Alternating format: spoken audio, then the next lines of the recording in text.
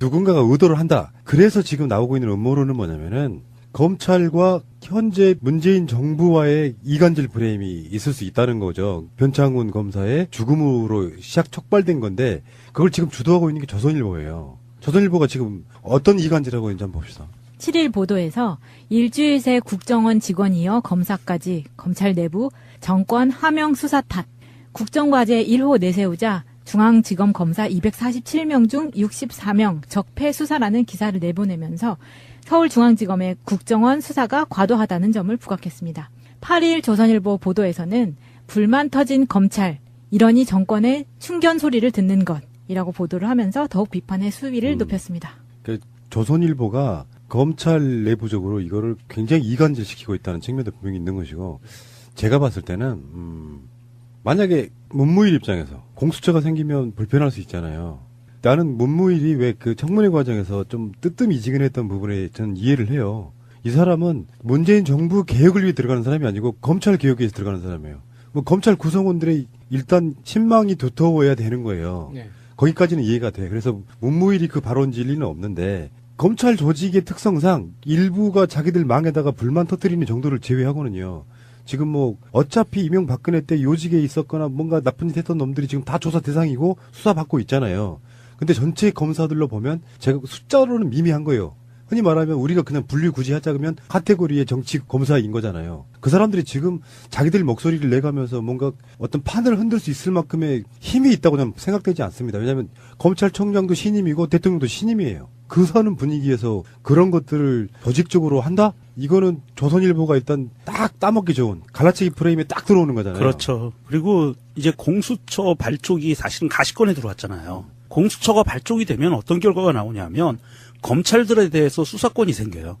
검찰을 수사할 수 있어요. 기소할 수 있고. 그렇다고 봤을 때 검찰 내부에서 지금 이런 상황을 자기들이 살기 위해서 정부를 표적 수사를 하고 어떤 판을 만들어간다. 이건 좀 과도한 음모론이다. 저는 그렇게 생각을 합니다. 잘못하면 공수처가 생겼을 때 검찰 조직 전체가 망할 수가 있어요. 그렇기 때문에 이건 좀 과한 음모론인 것 같다라는 생각을 하고요. 수사 상황이 돌아가다가 보니까 이렇게 터진 것 같아요. 수사의 추이를 좀 유심히 살펴봐야 될 필요성은 있어요. 이게 어떻게 흘러가는지 수사가, 그리고 기소가 어떻게 될 건지 이런 것들을 유심히 살펴봐야 될 필요는 있고요. 검찰이라는 조직 자체가 견제할 수 있는 수단이 없기 때문에 우리가 계속 관심을 갖고 보고 떠들면서 견제를 하는 게 가장 좋죠.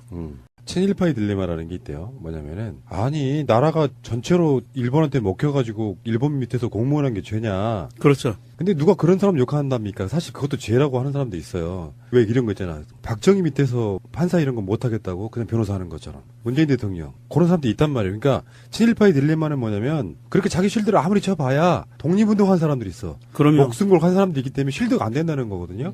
그러니까 만약에 정말 법과 원칙과 정의를 지키고 싶었다면 국정원에 가서 그런 일을 하라고 시키면 때려치우고 나오면 되는 거야. 그럼요. 맞습니다. 예. 이런 가치관이 있는 것이고, 현실적으로 그게 쉽냐라고 하는 사람도 있는데, 문제는 이제 이걸 빌미 삼아서 그런 거 있잖아요. 누군가가 이렇게 죽어버리면 저쪽에 반격이 빌미가 되는데, 공교롭게도 지금 검찰 발로 윤석열 중앙지검장이 있으니 에이 설마 이렇게 생각할 수도 있지만, 어떤 면에서 보면은 민주적인 검찰 조직일수록 하급 체제에서 수사하겠다는 걸 말릴 수는 없어요. 그렇죠. 그건 굉장히 중요한 부분 중에 하나예요. 만약에 그게 수사 외압으로 들어가면 윤석열이 죽고 문무일이 죽고 박상기가 죽는 상황이에요. 심지어는 문재인 대통령도 데미지가 커지는 상황이에요. 그러니까 검찰 발로 나오는 모든 사건들을 다 민주정부의 생각이라고 보면 안 되는 건 맞죠. 근데 이제 최근에 일어난 사건들을 좀 정밀하게 한번 보면, 하나 첫 번째, 전병헌 정무수석. 이분이 원래 이제 유명했잖아요. 그 게임 캐릭터로 분장해가지고 막 사진도 찍고, 네. e스포츠협회 회장이어서. 근데 이번에 국회 국정감사 때 여명숙 그 양반이 또 게임 농단 세력 중에 한 명이라고 이렇게 지목하기도 했고 그랬는데, 검찰이 갑자기 이분 그 전 보좌 간의 사무실을 압수수색하고 막 이랬단 말이에요. 근데 그게 좀 모르겠어. 솔직히 말하면 청와대에 들어가 있는 분이기 때문에 팔이 안으로 굽는지 모르겠는데, 롯데홈쇼핑하고 또 연관이 있다고. 그러니까 전병헌 정무수석이 현역으로 있을 때 롯데홈쇼핑 제휴각과 관련돼 있는 상임위에 있었다. 근데 게임스포츠협회 관련한 그 협찬 비슷한 걸 해줬는데, 그게 롯데 홈쇼핑에서 해준 건데, 그거 돈을 일부는 따로 받고 공금을 뭐 유용했다. 그런데 이게 전병헌 정무수가 연관이 있을 것이다 이런 식으로 이렇게 압수수색을 걸었거든요. 네, 검찰은 그렇게 할 수 있지만 전병헌 수석 입장에서 봤을 때 이 정치자금 그리고 이 후원금 명목으로 들어오는 일종의 뇌물 성격의 후원금 이런 것들에 대해서 다선 의원들은 정말 히스테리라고 생각해도 될 만큼 예민합니다. 단돈 10,000원, 10만 원이라도 예를 들어서 내가 모르는 기업의 직원이 후원이 들어왔어요. 그러면 그 누군지 꼭 확인합니다.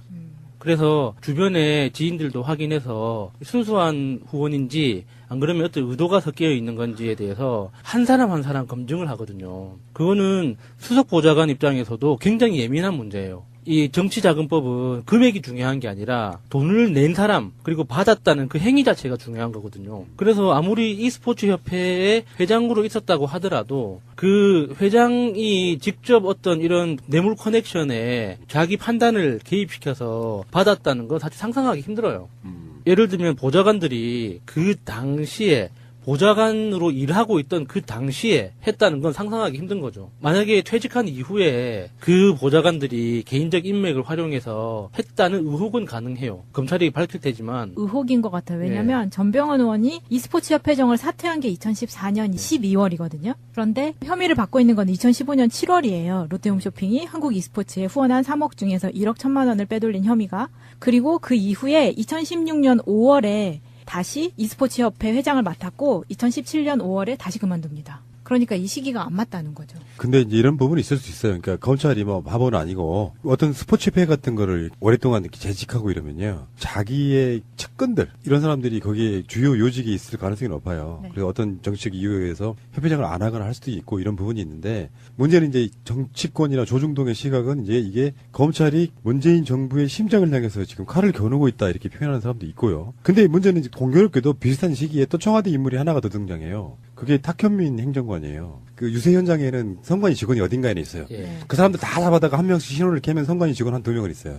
기소하고 이러는 것도 건이 되니까 이거거든요. 그런 것들을 지금 바라보는 시각에 따라서는 검찰 일부에서는 청와대 스크래치 내기가 시작된 게 아니냐라고 약간 의심의 노출로 보는 사람들이 있다는 거죠. 사실 이 부분에 대해서는 탁현민 행정관 같은 경우에 이게 사실이라면 저도 기억이 잘 안 나요. 어떤 상황이었는지. 이게 사실이라면 기소 내용이 사실이라면 그건 탁현민 행정관이 그 당시 실수를 한 거 맞아요. 선거법 위반의 소지가 많습니다. 그건 맞고요. 그럼 기소가 되면 이거는 아마 검찰이 약식 기소 형태로 해서 뭐 한 2, 30만 원 벌금 정도로 끝날 상황이고요. 이건 선거법 위반이라고 하지만 정말 경미한 사건입니다. 이거는 뭐 선거법 위반이라고 얘기할 수도 없을 만큼 경미하고요. 피선거권도 박살시키면 되겠네요. 아니 무슨 어차피 안 나올 건데. 그때 기억들 나시잖아요. 문재인 대통령이 프리오의 약속을 지켰는데 예. 뭐가 잘못된 거냐면 그 행사에서는 투표 동료 운동을 했는데 그렇죠. 예. 투표 동료 운동은 할 수 있어. 근데 거기에 문재인 찍어라 뭐 홍준표 찍어라 안철 찍어라 하면 안 된다는 거예요. 안 되는 거죠. 예. 그거 위반이라는 거예요. 그 예. 육성이 담긴 선거 홍보 음원을 그 행사에서 틀어버렸다 뭐 이게 지금 문제라고 하는 건데. 공소시효 사흘 전에 불구속 기소한 거라고 하죠. 서둘러서 한 것 같고요. 사실은 탁현민 행정관과는 그냥 우리가 선거하다 보면 흔히 불거질 수 있는 그런 미미한 사안 중에 하나예요. 이게 침소봉대 되는 것 자체가 문제는 거죠. 이렇게 꼼꼼하게 열심히 일하는 선관위가 현장 수개표 같이 그 쉬운 일을 왜 안 하려고 하는지 그러니까요. 더 궁금하지 않아요? 이런 그렇네요. 거는? 주댕이로만 일하고 싶은 거지. 그래서 이런 것 점으로 미뤄봤을 때 선관위가 고발한 사건이라고 해도 결국 그걸 기소하고 안 하고는 검찰의 권한이기 때문에 검찰 쪽에서 뭔가 좀 앙심을 품은 게 세력이 있지 않냐 하는데 솔직히 한번 우리 그런 얘기 한번 해봅시다. 검찰이라고 하는 조직이 아무리 상명하복이라고 해도 이를테면 이런 게 있거든요. 지금 검찰의 당면 과제가 뭐냐면은 공수처잖아요. 네. 공수처 관련해서 지금 공식적으로 공수처를 띄웠어요, 지금. 법무부에서 만든 것도 있고, 뭐 네. 여러 가지 안들이 있는데, 국회에서 만든 안도 있고. 그러니까 그런 식으로 개혁의 동력을 1년, 2년 동안만 약화시켜 놓으면 공수 안 만들 수 있다, 뭐 어떤 그런 자신감이라면 마구 흔들어댈 수도 있다고 생각이 드는데, 그게 현실적으로 우리가 검찰 조직에 안 들어가 봐서, 우리가 지금 사법고시 합격 다시 해가지고 검찰 생활을 해본 뒤에 분위기를 좀 이야기해볼 수 있을 것 같은데 일박 상식선에서는 좀 뭔가 아리까리하지 않아요? 가능할까 불가능할까가 서로 간 논박이 있을 수 있잖아요. 그러니까 검찰에 대한 비유 중에 하나가 공부 잘하는 고등학생들이 모인 고등학교 하나 정도라고 생각하라고 하잖아요. 전국에 검사라는 지위를 가지고 있는 사람이 한 1,800명에서 2,000명 정도 된대요. 그러면 그 사람들이 순환 근무를 하잖아요. 처음에 초임 검사 시절부터 지방 순환 근무를 하면서 2,000명 정도 되는 인맥이 다 가시권 안에 들어오는 거예요. 한 다리만 건너도. 그래서 줄이 안 생길 수가 없다는 거예요. 내가 어느 라인이다, 어느 쪽 줄이다, 누구하고 더 친하다 하는 이런 게 안 생길 수가 없는 구조여가지고 그 개혁 작업이 진행될 때 개혁에 같이 동참하는 그룹이 있고 전혀 그렇지 않은 그룹이 또 따로 그 생길 수밖에 없다고 하더라고요. 그러니까 문재인 정부에서 검찰 개혁에 대해서 드라이브를 걸어도 그 어느 그룹에서는 이 버티는 그룹이 있다고 생각하는 게 타당하다는 거죠. 이게 어떻게 흘러가는지 수사가 그리고 기소가 어떻게 될 건지 이런 것들을 유심히 살펴봐야 될 필요는 있고요. 검찰이라는 조직 자체가 견제할 수 있는 수단이 없기 때문에 우리가 계속 관심을 갖고 보고 떠들면서 견제를 하는 게 가장 좋죠.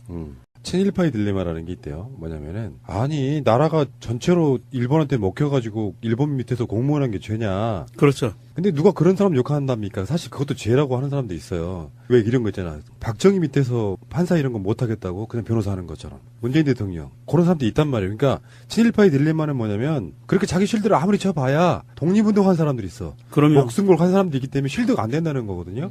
그러니까 만약에 정말 법과 원칙과 정의를 지키고 싶었다면 국정원에 가서 그런 일을 하라고 시키면 때려치우고 나오면 되는 거야. 그럼요. 맞습니다. 예. 이런 가치관이 있는 것이고 현실적으로 누군가가 의도를 한다. 그래서 지금 나오고 있는 음모론은 뭐냐면은 검찰과 현재 문재인 정부와의 이간질 프레임이 있을 수 있다는 거죠. 변창훈 검사의 죽음으로 시작 촉발된 건데 그걸 지금 주도하고 있는 게 조선일보예요. 조선일보가 지금 어떤 이간질하고 있는지 한번 봅시다. 7일 보도에서 일주일 새 국정원 직원이어 검사까지 검찰 내부 정권 하명 수사 탓, 국정과제 1호 내세우자 중앙지검 검사 247명 중 64명 적폐 수사라는 기사를 내보내면서 서울중앙지검의 국정원 수사가 과도하다는 점을 부각했습니다. 8일 조선일보 보도에서는 불만 터진 검찰, 이러니 정권의 충견 소리를 듣는 것이라고 보도를 하면서 더욱 비판의 수위를 높였습니다.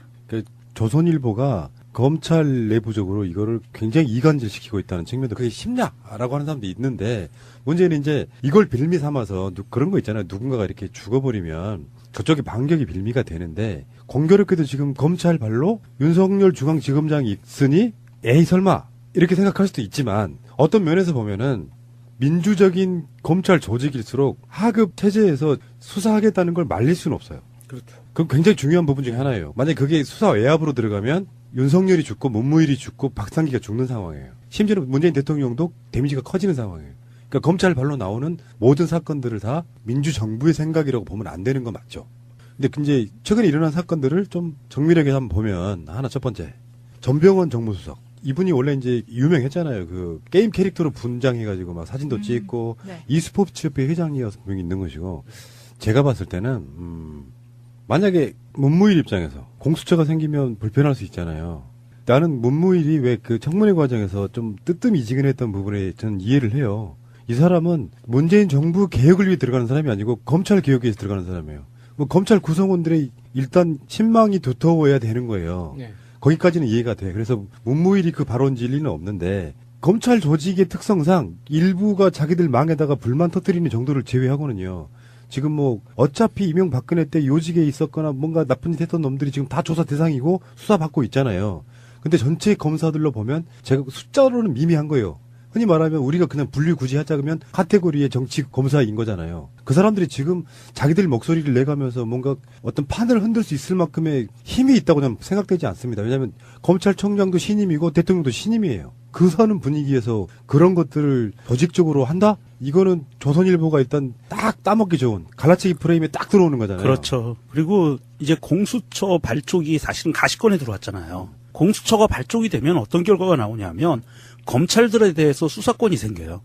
검찰을 수사할 수 있어요. 기소할 수 있고. 그렇다고 봤을 때 검찰 내부에서 지금 이런 상황을 자기들이 살기 위해서 정부를 표적 수사를 하고 어떤 판을 만들어간다. 이건 좀 과도한 음모론이다. 저는 그렇게 생각을 합니다. 잘못하면 공수처가 생겼을 때 검찰 조직 전체가 망할 수가 있어요.